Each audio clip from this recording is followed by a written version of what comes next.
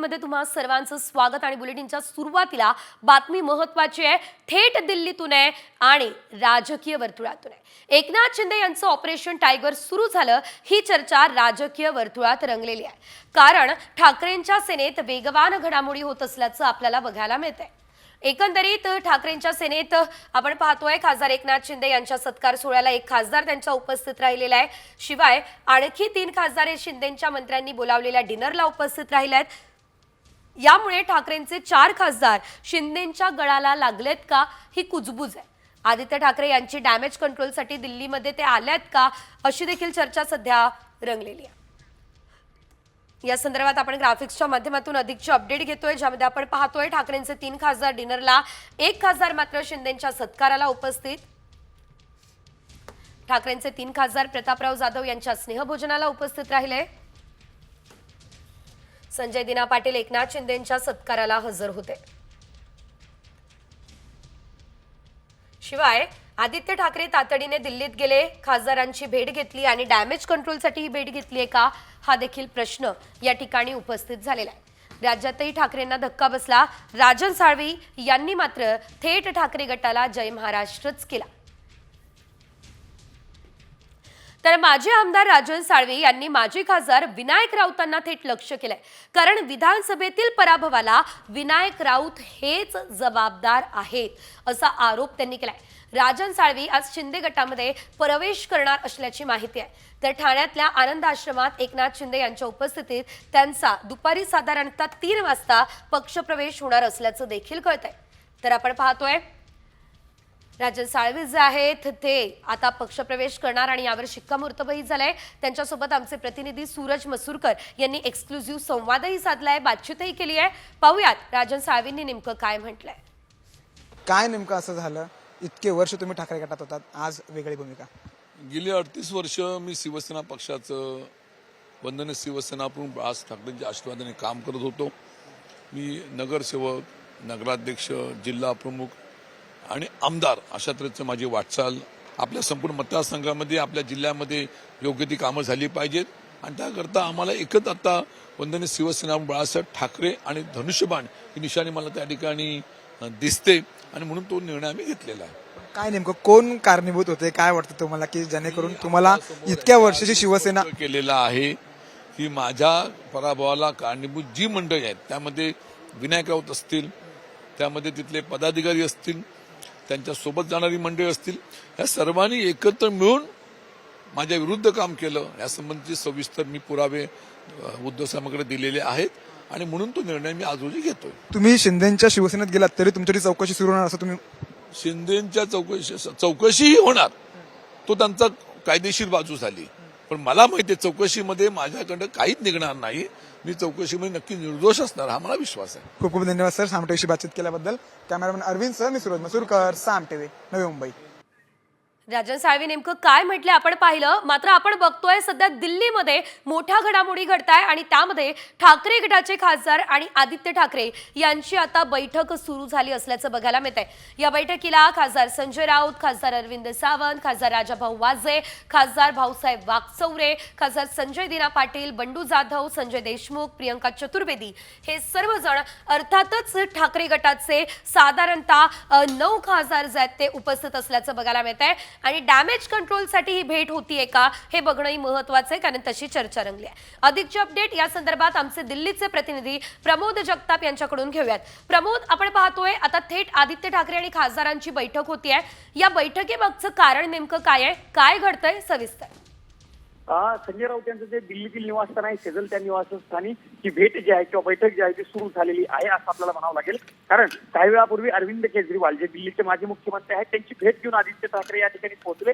त्यांच्याकडनं पक्षाच्या खासदारांना कालच निरोप दिलेला होता की दुपारी 1:30 वाजता पक्षाच्या सगळ्या खासदारांची बैठक जी आहे ती होणार आहे। ती बैठक आता सुरू झालेली आहे। या बैठकीला प्रामुख्याने जर सांगायचं झालं तर अरविंद सावंत असतील, संजय राऊत असतील, राजाभाऊ वाजे असतील, संजय देशमुख असतील, बंडू जाधव असतील, भाऊसाहेब वाकचौरे हे सगळे खासदार उपस्थित आहेत।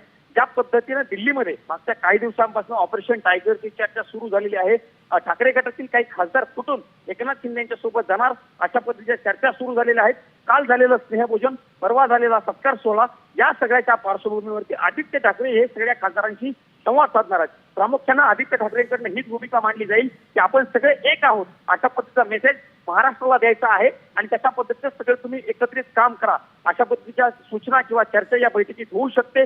बघायला लागणार आहे की बैठकीनंतर खासदार नेमकं कशा पद्धतीने प्रतिक्रिया देतात, बैठकीत काय चर्चा झाली हे सांगता हे देखील बघणं महत्वाचं असणार आहे. पण ऑपरेशन टायगरच्या पार्श्वभूमीवरती आदित्य ठाकरे आणि ठाकरे गटाचे खासदार यांच्यातील ही बैठक महत्वाची म्हणावं लागेल. निश्चितच धन्यवाद प्रमोद दिलेल्या या सर्व अपडेटसाठी. बैठक अतिशय महत्वाची आहे कारण आदित्य ठाकरे यांची जी बैठक आहे ती खरंच डॅमेज कंट्रोलसाठी का हा सवाल उपस्थित झालेला आहे आणि एकंदरीत आपण पाहतोय ठाकरे गटाच्या सर्व खासदारांसोबत ही बैठक होते.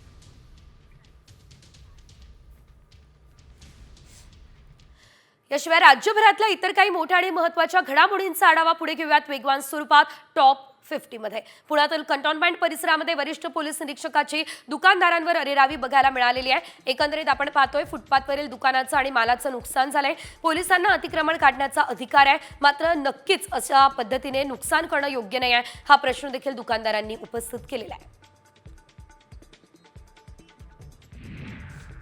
शिवाजीनगर आणि स्वारगेट एसटी बस स्थानक विकसित करण्याचा प्रस्ताव तात्काळ सादर करावा आणि 1 मे 2025 रोजी प्रकल्पाचं भूमिपूजन करावं. या दृष्टीने आवश्यक ते सामंजस्य करार तातडीने पूर्ण करावे असे निर्देश उपमुख्यमंत्री तथा पालकमंत्री अजित पवार यांनी संबंधित अधिकाऱ्यांना दिलेत. शासकीय जिल्हा रुग्णालयासाठी विविध आवश्यक पदांना मंजुरी देण्याची प्रक्रिया लांबली. हायकोर्टानं राज्य सरकारला फटकारलं. पदमंजुरीवरती 2 आठवड्यांमध्ये ठोस उत्तर सादर करण्याचे निर्देश नागपूर खंडपीठानं सरकारला दिले. अंदाजपत्रक सलग 4थ्या वर्षी मार्च महिन्यामध्ये सादर होणार आहे आणि ते देखील पुणे महानगरपालिकेसंदर्भातलं. जानेवारीमध्ये हे अंदाजपत्रक सादर करणं आवश्यक असताना हे अंदाजपत्रक मार्च महिन्यामध्ये सादर होईल. पालिकेच्या विविध भांडवली कामं, वॉर्डस्तरीय कामं आणि महत्त्वाकांक्षी प्रकल्प उत्पन्न आदीचा ताळमेळ घालणारं हे अंदाजपत्रक शहराच्या विकासाची दिशा दाखवणारं असणार आहे. पिंपरी चिंचवड पालिकेने आता 50,000च्या पुढच्या थकबाकीदारांच्या औद्योगिक निवासी आणि बिगर निवासी मिश्र मोकळ्या जमिनी अशा 438 मालमत्तांच्या लिलावाची प्रक्रिया सुरू केली आणि या मालमत्ताधारकांकडे 17,38,94,000 रुपयांची थकबाकी आहे. स्वच्छ मुंबईसाठी 100 दिवसांचा कृती आराखडा या अंतर्गत संपूर्ण मुंबई महानगरपालिका क्षेत्रात शून्य कचरा मोहीम राबवण्यात येते आहे. कचरा मुक्तीसाठी महापालिकेने विविध उपाययोजना सुरू केल्या आहे आणि स्वच्छ मुंबईसाठी प्रयत्न सुरू केलेला आहे. या अंतर्गत कचरा मुक्त तास मोहीम देखील राबवण्यात येते आहे. पीएमएलए कायद्यातील तरतुदींचा गैरवापर एखाद्या व्यक्तीला तुरुंगात ठेवण्यासाठी करता येणार नाही अशा शब्दांमध्ये सर्वोच्च न्यायालयानं आज ईडीला फटकारलं. छत्तीसगडमधल्या कथित दारू घोटाळ्यातील आरोपी IAS अधिकाऱ्याला न्यायालयानं जामीन मंजूर केला. या दरम्यान न्यायालयानं ईडीचे कान उपटले.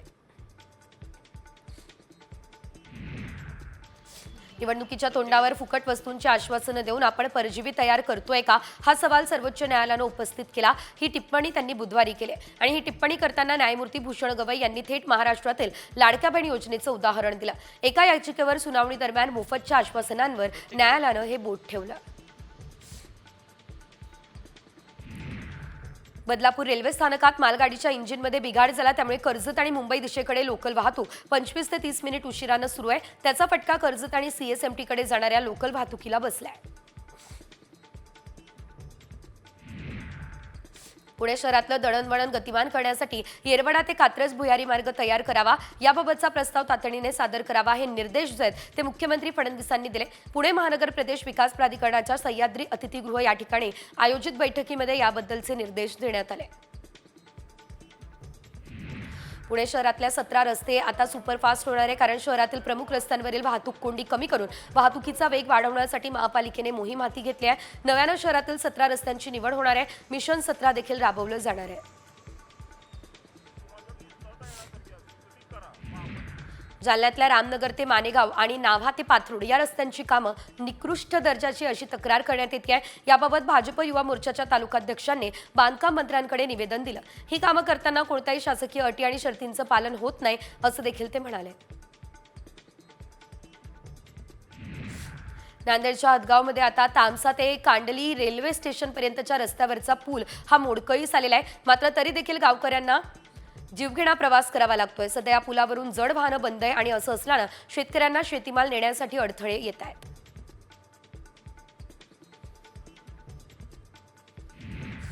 महाराष्ट्र राज्य मंडळानं पुढील शैक्षणिक वर्ष 2025-26 पासून त्यांच्या शाळा आणि महाविद्यालयांमध्ये इयत्ता 11वी आणि 12वीच्या विद्यार्थ्यांसाठी बायोमेट्रिक उपस्थिती अनिवार्य केली. हा नियम 75% उपस्थिती सुनिश्चित करण्यासाठी आणि खासगी कोचिंग संबंध तोडण्यासाठी आहे.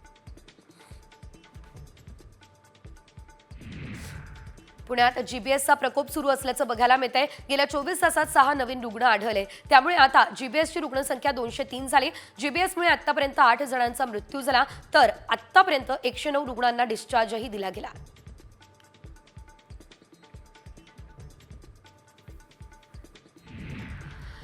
आणि यानंतर बघूयात एक मोठी बातमी. मुख्यमंत्री देवेंद्र फडणवीसांनी केलेल्या विधानावर छगन भुजबळ यांनी मात्र सूचक मौन बाळगलं. सकाळ सन्मान पुरस्कार सोहळ्यामध्ये देवेंद्र फडणवीसांनी एका प्रश्नाला छगन कमळ बघ असं म्हटलेलं होतं आणि यावेळेस हे विधान त्यांनी केल्यानंतर छगन भुजबळ हे खरंच भाजपच्या वाटेवर असल्याची चर्चा वाढली. मात्र यावर भुजबळांना प्रश्न विचारला असता भुजबळांनी सूचकपणे मौन बाळगलं. छगन भुजबळ यांना मंत्रिपद नाकारल्यानं ते सध्या प्रचंड नाराज असल्याचं बघायला मिळत आहे. याशिवाय त्यामुळे छगन भुजबळ जे ते भाजपमध्ये प्रवेश करणार अशी देखील चर्चा जी आहे ती जोरदार रंगलेली आहे.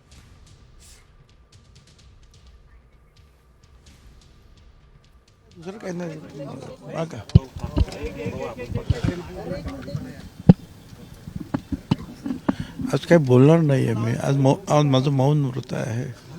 चला चल, आज मौन व्रत आहे. आज मी ठरवलं टीव्हीशी आज बोलायचंच नाही, कुठल्याही मीडियाशी बोलायचं नाही, यांच्याबरोबर बोलायचं नाही, फक्त ड्रायव्हर बरोबर बोलायचं, बाकी काही नाही. चला, मौनम सर्वम साधनम. चला.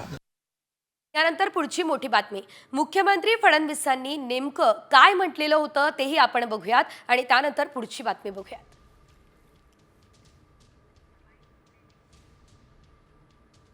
मला हे पुस्तक हातामध्ये घेऊन खूप चांगलं वाटलं आणि पहिलीचं पुस्तक आहे त्यामुळे पाहून घेतो काय होतं. पहिलीच शिकलो होतं आपण, तेच होतं का, म्हणजे कमळ छगन कमळ बघ वगैरे आहे का बघून घेतो.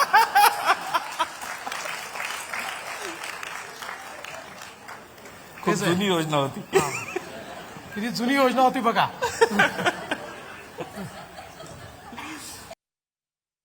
तर आपण बघितलं फडणवीसांनी थेट म्हटलंय छगन कमळ बघ. याचाच अर्थ छगन भुजबळ खरंच कमळाकडे बघणार का आणि भाजपमध्ये प्रवेश करणार का हे प्रश्न आता उपस्थित झालाय. मात्र या संदर्भात आता छगन भुजबळ यांनी जी शांतता बाळगलेली आहे, जे मौन बाळगलेलं आहे, ते देखील अनेक प्रश्न उपस्थित करणारं मौन आहे. आणि आता बातमी लग्न करणाऱ्यांसाठी महत्वाची. कारण तुम्हाला लग्न करायचं असेल तर तुमचा सिबिल स्कोर हा चांगलाच ठेवावा लागेल, नाहीतर लग्नाला मुलगी मिळणार नाहीये असा दावा केला जातोय. मात्र खरंच या दाव्यामध्ये काही तथ्य आहे का याची आम्ही पडताळणी केली. त्यानंतर काय सत्य समोर आलं पाहूयात. सिबिल खराब, लग्नास मुलींचा नकार. कर्जाचे हप्ते थकल्यानं मुलांची लग्न रखडली. व्हायरल मेसेज मागचं सत्य काय?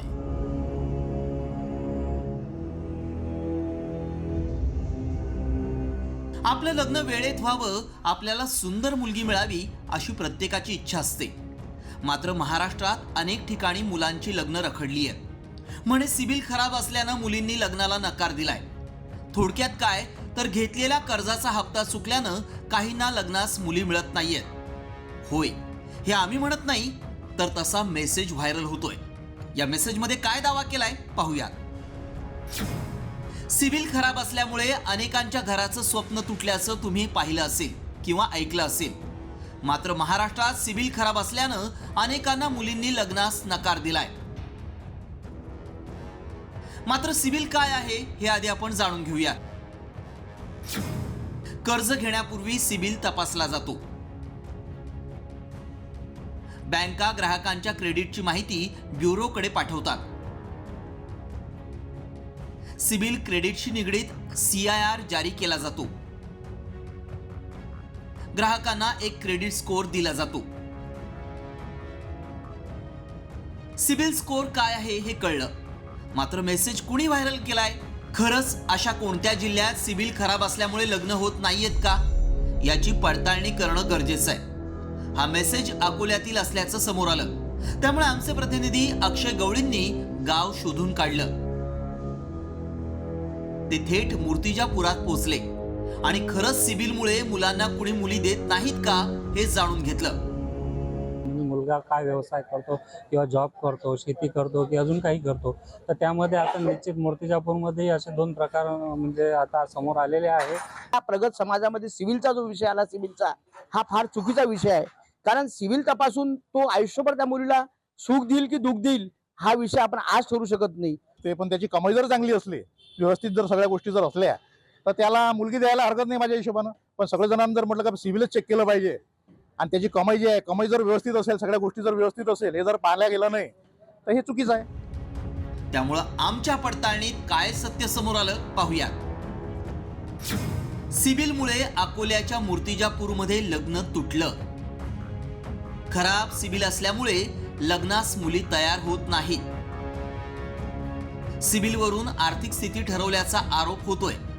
सिबिल खराब असल्यामुळे 2 तरुणांचं लग्न मोडलंय. मूर्तिजापूर शहरातला हा प्रकार उघडकीस आला होता.